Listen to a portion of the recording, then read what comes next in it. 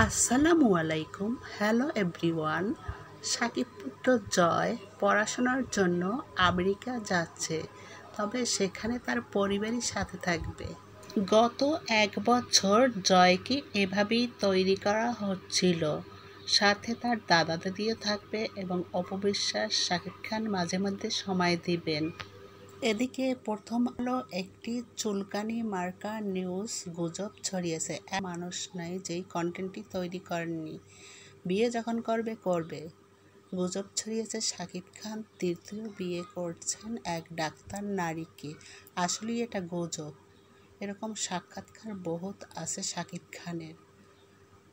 পাপা বলতেই জয় অজ্ঞান। মনে হয় না জয়ের ভবিষ্যৎ অন্ধকারে তিনি ওই চিকিৎসক নারীকে বিয়ে করবেন। আসলেই শাকিব খানের হাতে সময় নেই। দরদ ছবির শুটিং শেষ হলেও তুফান নিয়ে ব্যস্ত। এছাড়াও তার হাতে অনেক ছবি আছে আর ছেলেকে পড়াশোনার জন্য তিনি ব্যস্ত। জয়, তোমাকে নববর্ষে অনেক অনেক শুভেচ্ছা। এবার দাঁড়াও, বলো তো এটা কি? শসা? না না, হিলসা ফিশ বাবা। হ্যাঁ, এখানে আছে এটা কি? কমলা। No, potato. এটা আলু ভর্তা। আলু ভর্তা। ওকে, এটা কি? আলু ভর্তা। না, ডাল ভর্তা। ডাল ভর্তা। হ্যাঁ, এটা কি? পেঁয়াজ ভর্তা। নো, শিম ভর্তা। শিম ভর্তা। আচ্ছা, এইটা কি বাবা? ভাত ভর্তা। এটা হচ্ছে পান্তা ভাত। আচ্ছা বলো। সবাইকে নববর্ষের শুভেচ্ছা। আর তোমার আর আমার মতো কি করবে? ওই আনন্দ করবে। বলো। তোমার জন্য আনন্দ করবে। দেখি হাইফাই করি তো আমরা। ওকে, যাও তুমি তাহলে যাও, আমি একটু কথা বলি। বাই বাই বলে দাও। Bye bye. যাও।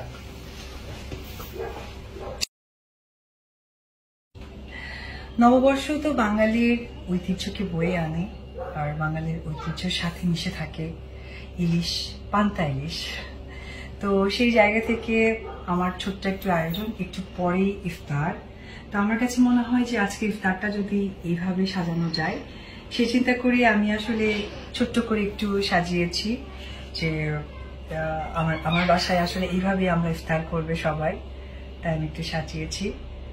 দেখে দিই একটু ইলিশ মাছ ভাজা।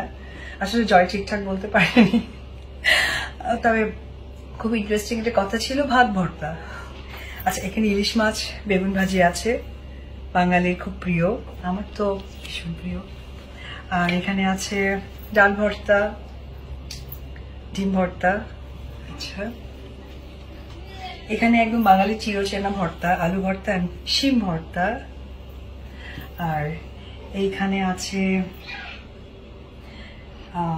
পটল ভর্তা আর মিষ্টি লাউ ভর্তা, আর অবশ্যই আমাদের পান্তা। এই নববর্ষ সবার জীবনে অনেক রঙিন জীবন বয়ে আনো, আগামী দিনগুলো আরো সুন্দর হোক, এই কামনায় আমাদের সকলের থাকবে।